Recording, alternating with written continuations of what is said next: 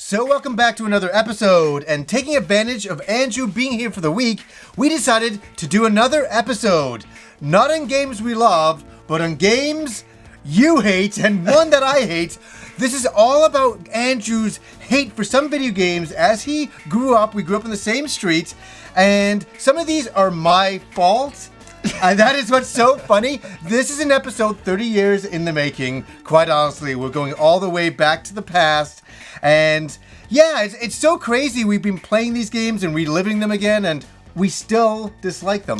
Yeah, there's no question that my opinion is firmly made up about some of these games. It's hatred. It's hatred. And we should be clear about hatred. Hatred is a very strong emotion. Yes. So it's not anger, it's not disappointment, it's not frustration. It might be a combination of all those things, but that's not enough to hate a game. Right. To really hate a game, that's an emotional reaction. Yes. And you'll find out when we go through the list, it's typically because of some mistake that was made in the past. Oh my god. And it's harder and harder to make the kind of mistakes we're going to talk about because we've got the internet today.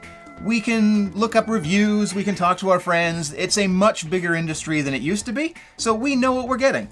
Right, and we didn't always. And that kind of leads us into the first game, because back in the day, you'd walk into a video game store or a grocery store. You could buy video games there, which is so bizarre back then. And you'd say, oh, I think that's a good game.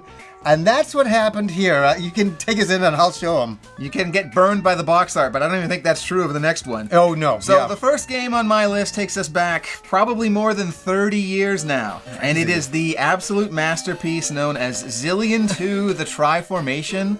On the Sega Master System. Yeah, and it is a real piece of work. And so I will start off and say I take full blame for this, and because I was an 80s anime guy. I just got into anime and I thought it was the coolest thing ever.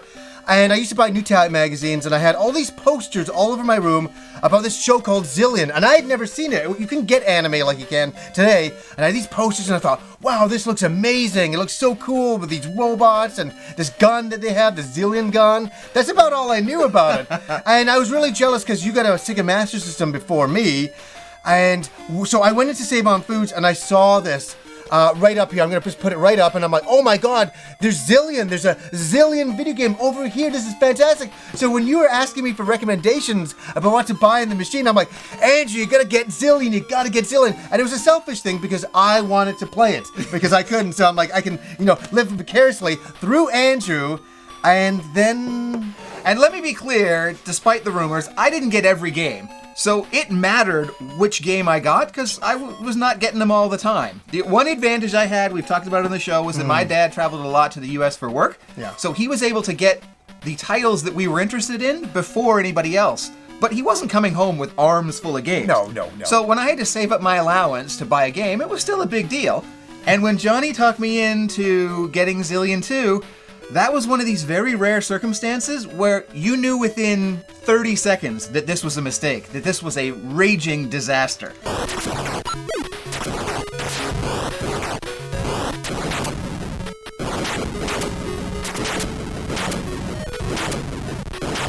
I remember I came over and you're like, I can't believe you made me buy this piece of shit. And I'm like, and I was so... Because we're friends, and I didn't want to recommend anything terrible, and I thought this would be a good thing. I'm like, how can Zillion, the video game, based on the anime that I've never seen, be bad? How is that possible? How is that possible? And then the game begins, and when I came over that day, you're sitting there, and you're playing on the Zillion cycle, and that's all it is a side view action game, and you can jump and shoot the enemy, and all I remember watching you do was fall down holes, and I mean, it's the amount of enemies coming at you that is bewildering. It's crazy. It was as close as you could get to Moon Patrol as I could even imagine a Japanese game console doing. Right. It was, got holes to jump over and enemies to shoot in the air and in front of you, and it's just rinse and repeat. But it's the amount of stuff that is shot at you. Like, you jump up and it's stuck him down. It's ultimately frustrating. And yes, you can transform the motorcycle into a robot, but that's very short-lived. That's not even worth mentioning.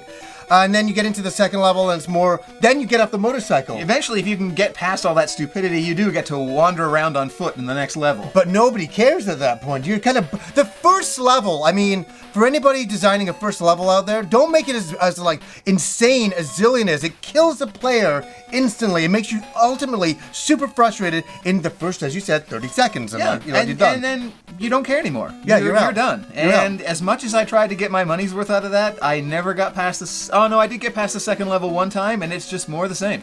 And we gotta say that Zillion 1 is a lot better of a game. It's kind of more of an action style game. It's more just that side view action stuff, and you can get like pass keys and stuff and unlock certain things, and that's okay. But first of all, look at this box art. Look at this box art for back then. So terrible. And you know what's even more terrible? I hate Zillion 2 as much as you, and I have 2 copies of it. Why? I have no idea. And I'm such a masochist. This is how crazy I am that I even got the Japanese versions on the Mark III. This is the stupidest thing that I've ever done. But look at the artwork on here. At least it's good type of thing. So I finally, eventually, watched the anime all these years later. And did it live up to the hype? It was okay. The only thing that is very, very funny about the anime series is it takes these 3 characters here, and they're called, get this, this is what they're called, the White Nuts. The White Nuts. Okay, that never came up in the game, and I'm a little bit glad it did. Yeah, it got translated as White Knights. Okay. But they were known as the White Nuts. I remember looking at New Type magazines and say the White Nuts. I'm like, I'm sure that's a mistranslation. No, what kind of show is this? That is. And then I dug this up. Here's another blast from the past. I was such a fan of Zillion when I'd never seen it. This is my original wallet from back in the day. Look at that. Who would fake that? That's the weirdest thing. I found it in a drawer like a week before you coming over to do this episode. I'm like, I don't believe there's no money in here. The money's gone. The money was, spent on this crap. Yes, exactly. Back in the day. So, oh man, I'm glad we finally got to talk about Zillion 2 in the day. Oh, I'm not. Oh my God. I can say after 30 years, I'm very, very sorry. Thank you, John. But it'll get worse. Just you wait. It gets worse into the second one for sure. Please do the lead up to this. So our next game is actually a game that we both enjoyed playing. I enjoyed playing it separately. John enjoyed playing it separately and together. And that is the wonderful Double Dragon on the Master System. Oh, yes. Now, this is an excellent game. It was well made. It was fun. The problem is that there was PvP, and it was probably the first example I can think of PvP. Right. And good luck trying to get anything done in this game if you were playing with John. I'm sorry, like for me, that was my entertainment. It's fun to beat up the other bad guys and things like that, but when I can get a whip and start whipping my friend and like start bashing him and he's screaming, and I figured out a way to always win. With the bat or whatever weapon it was, and just keep hitting you over and over and over, and I'm like, oh my God, I'm really enjoying this a lot. And that was the beginning of my real competitiveness, which carried on into Street Fighter. But I believe it started from Double Dragon. Wow. And so I guess I ruined the game for you. I enjoyed playing it by myself when I wasn't being beaten up by the second player. Right. But yeah, and I think I vaguely recall you were somehow really a master of knocking me off ledges. Oh, yeah. You would time it just right and wait for me to be chasing some enemy, and then you'd sneak up behind me and knock me off the edge. Oh my God, these are all from like 30 years ago. It's ridiculous. Yeah. It's so insane. And some would say you haven't learned your lesson yet. No, I'm still kind of nuts about it. I love attacking my friends and beating them up in video games. It makes me feel happy inside. I don't know what's wrong with me. It's good. Now, let's go back. Now, we're kind of decorated for Christmas because it is Christmas time when we record this episode. And that kind of leads us into our next game because it happened at Christmas time. Back in 1989. Christmas, that is crazy. What happened for you Christmas morning? So we both had the joy of getting a Sega Genesis for Christmas that year. It was awesome to rip that wrapping paper off. We were ecstatic. Oh yeah. And I got let me start with what John got. John got Last Battle. Yes. And that's a game that I actually still like. I still think we didn't really know about Hakuto no Ken back then or Fist of the North Star, but it was just cool. It was a cool Japanese game. Yeah. And I got Altered Beast, like everybody, and Space Harrier 2. Now, the irony is that Space Harrier 2 is actually kind of a cool game. Right. It's got an interesting gimmick, it plays well, it's fun. Yeah. But every time I see Space Harrier 2, I get filled with hate because of how jealous I was that John got Last Battle. That is funny. I only wanted to play Last Battle, so I don't want to go home and play Space Harrier. You know, realistically, over the years, we've never talked about this. This is the one time that I won. Oh, and the turbo graphics, when I got the turbo graphics. Oh, yes. But there's nothing to hate there. No. The first time coming over and seeing Ease 1 and the turbo graphics CD. Oh, yeah. I know. That was transformative. So I feel that I kind of pissed you off back in the past so much that you're like, I'm going to get you. And that's when you got Phantasy Star 2, A Link to the Past, Final Fantasy 2 early, all before me. I think it's because of all of these things. And I tried to find Space Harrier 2. I found the Mega Drive version, which is really unusual. And you know what? You brought this over to my house, and I had the opposite reaction to you because I guess I had Last Battle. I guess so. You know, so I'm like, play Last Battle. Oh, and I can play Space Harrier. Bring it on over, pop it in. And I really enjoyed Space Harrier back then. I thought it was a heck of a lot of fun, but I guess you had to go home and play Space Harrier. That was it. And maybe it's just as simple as we like what's on the other side of the fence better. The grass is always greener over there. This is a really weird one because, again, this is a recommendation to you that I made, and you... This is the Uber recommendation. This was beyond recommendation. This burned both of us because I sold a huge amount of my collection when I was 20 years old to be able to buy a certain device to be able to play this game. And so, let me just say, at that point, I was in love with this game, even if I wasn't, because I would not let myself know that I made a giant mistake or anything like that. And I don't feel I did make a mistake with the machine, but I did by selling all my collection. And so I got on the phone and I was like, hey, you've got to get this game. Oh my God, I just sold my whole collection. It's so awesome. Tell me from your point of view what you were hearing and what you thought. So it was the same for me. I had this glowing recommendation from someone I trusted, and I also had to sell basically my whole collection at the time. Oh my I had God. just moved away for university, and I got the call saying, "You need to get this. This is the next level. This is where it's at." And unfortunately, it seems like we're picking on Sega, but we're really not. The game in question. Go ahead. This is weird. It's Lunar.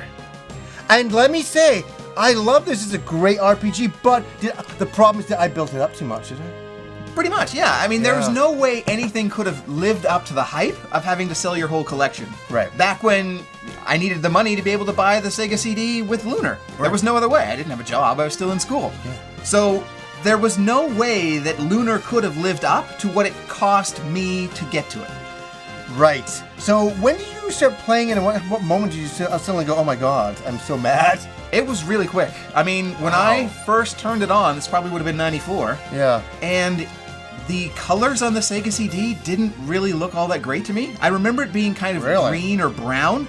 Wow. And it was by the time I got to the first dungeon, which was relatively early in the game, Yeah. I realized that this was absolutely not worth basically hawking everything I owned. I kind of got that feeling as well, and I got the Sega CDX to get this, and I started playing it, and I was like, I thought it was a competent RPG, and I really... There was a lot of hype leading up to it. There's a lot of hype. I mean, you know, the anime cutscenes and all that. We're coming off, you know, the TurboGrafx and all that stuff, and this, you know, having the Sega CD, you're like, oh my God, it's going to be the killer game. And I think it's a really good game if you don't sell your entire collection to get it. Yes. Good old working designs with their interesting translations back then. You know, I remember in like Cosmic Fantasy, you go to a townsperson and they'd say, "Is that a spear in your pocket, or are you just happy to see me?" And I was like, what the heck? What kind of thing is this?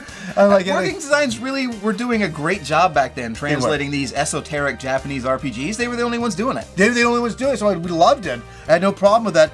And so the hate still is there. Right? Did you ever get Lunar 2 and go play that, or you were done? I think I eventually did. At some point, I was trying to like backfill my Sega CD collection, so I got Lunar 2 and I got Popful Mail. Sure. But I can honestly say I never played all the way through Lunar 2. Yeah. In fact, I don't think I ever finished Lunar 1. Oh, what? Yeah. I couldn't. I just had too much of a mental disconnect. I couldn't do it. How mad at me were you? I was pretty damn mad. But in hindsight, you know, not having to carry around that collection as I moved, there has been some minor benefit. Now everything is the backlog in Steam, and you don't have to have boxes and boxes, which is awesome as long as you can come to somebody else's house and see how they figured out to store it all. Yeah, have a little bit of fun with other people, living vicariously through them, type of thing, and saving your space a little bit. So, wow, this is an interesting one. I think a lot of people are like, what? And then they're like, oh, wait, I can kind of get that, for sure. It's not a knock on Lunar, it's a knock on him. Yeah, I'll take it. I sold my collection for it as well. So, and then we come to a game that I think a lot of people agree on. The AVGN made this extremely well known because it was one of his first videos. And it's a very unusual game. Even I have talked about it as well, and I really like this game. I do too. Yeah, so this is interesting. And this Castlevania 2, Simon's Quest. Please, what happened? Now, you're asking yourselves, why is this on a games we hate list if you like it? And it's because it's one of the worst translations. It's game-breakingly bad. And unless you could have somebody to tell you what you needed to do, like crouching with the red crystal in the particular thing for the whirlwind to pick you up, or just other random stuff like that, the game never told you what you needed to do. Yeah. So I can remember back in the day being so frustrated going from end to end on the map, and I loved it. I loved the music, I loved the day-night cycle. It's a great game, but you can't proceed because nobody tells you what to do. Right. And back in those days, Nintendo actually had like a 1-800 number kind of thing that you could call and ask for game hints. And I could remember figuring out what does it take to call the US and spending the money to call and figure out how do I get spending your parents' money? No, it was still my allowance. Wow, because when they got the phone bill, they said, what is this charge to Washington? I'm not paying that. Oh, wow. So they made you pay? Absolutely. Very responsible of them. Well, yeah, I didn't like it, but... I got sloppy seconds because I just say, hey, what are you supposed to do in the game after the, you go do that. Save me a little phone call. I would have never phoned up. My parents would have beat me senseless. I mean, no, say what? Like, what is this? They would have freaked out. So I never, ever, and I wanted to all the time. Back then, I mean, before the internet, you phoned them up and talked to the game counselors, and they're like, oh, you're stuck here. Kind of nostalgic when you think about it. It is. And it actually, the one game that I actually did get in trouble with at home was Legend of Zelda 2. Oh. I spent too much money. I have no idea what the number was, but I spent too much money calling Nintendo for game hints for Zelda 2 that my parents actually got pretty significantly mad, and I didn't have enough money to pay for it. Oh, well, it's like, okay, well, you pay for it, parents, thanks. Thanks so much, thank you for that. Oh my god! And the game is a great game. I love the soundtrack. We were listening to the vinyl soundtrack the other day, and we were just reminiscing, saying, "What a great game! Really a lot of fun." And I say the AVGN made it all famous, and really he was having a lot of fun as well. KOing it, but it doesn't deserve all the hate. Just a bad mistranslation. It's interesting how important a translation can be to a role-playing game, and that's where they took Castlevania 2. It was not a pure play action game anymore. Do you feel a little bit better getting all this hate out of you a little bit? Exercising it? Have I exorcised the demons, or have I just brought them all back into fresh memory? I don't know.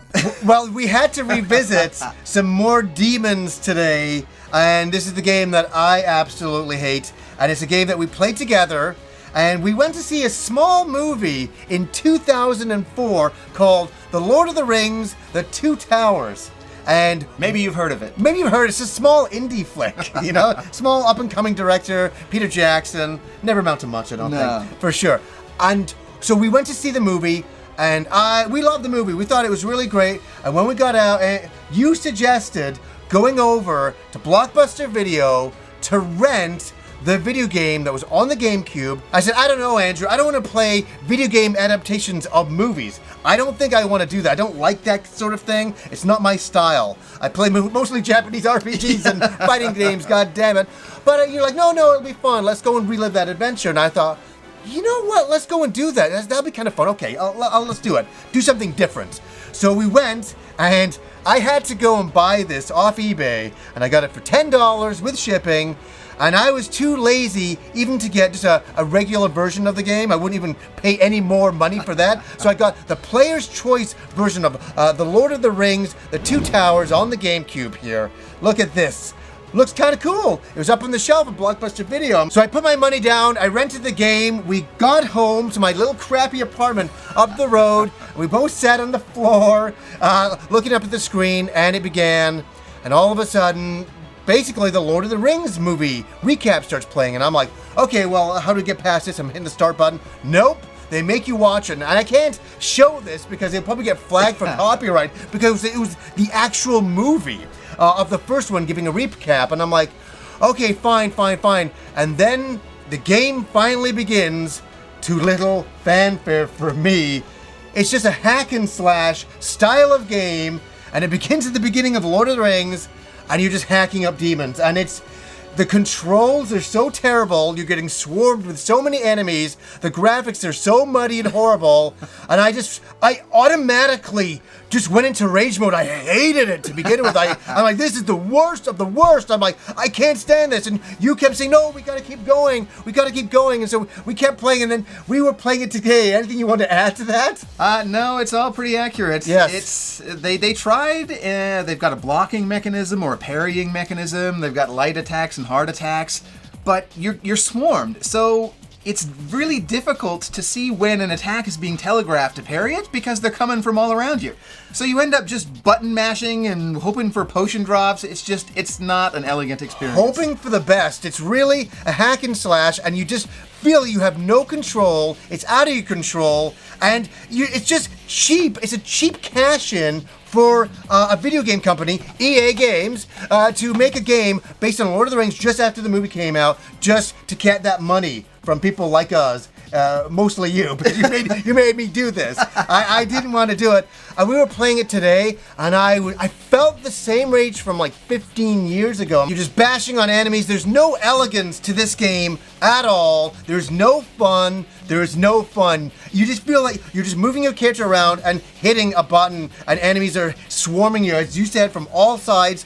But a wonderful song came from this, and it's one we've been singing all the way from 15 years ago to now, because I'm playing the game and the Lord of the Rings music is playing, which I will not play for copyright once again, but I will sing the song as Andrew back 15 years ago was playing it. I gave him the controller, in all frustration. I said, you play it, I can't do this anymore. I remember you were playing Aragon, and you were trying to get through a maze or something, and the fog is chasing you, and if it even touches you, you die. Right. And you just go, boom, you're dead. And I just said, I've had enough, and I put this down, and then the Lord of the Rings music kicks in and starts playing, and I just started singing, the worst game ever made. It is the worst game ever made. Worst game made. And I was like, I'm done. I'm out. Take it. And then we started singing that for everything. If we were playing a game in the future that we hated, we always would sing the worst game ever made song. I absolutely hate that game.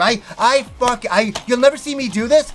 I hate that game. Like, I just don't give a crap. I didn't even want to buy it. I felt like so gross on eBay. I'm like, oh God. And then I had to hook up, get this, today, the FrameMeister to this and get everything up and running. And I mean, it was a huge job to play something that I really didn't want to revisit just to do this episode. But if we never played the game, we wouldn't have that wonderful song. We wouldn't have that beautiful, beautiful song, and I feel I'm sweating now. I mean, that I haven't exercised my demon of that game. I totally hate that. Totally hate that. So, guys, what are some games that you hate that make you throw a video game across the room just like that, and it feels so good? It feels that fantastic. Let us know down below. So, anyways, guys, until next time.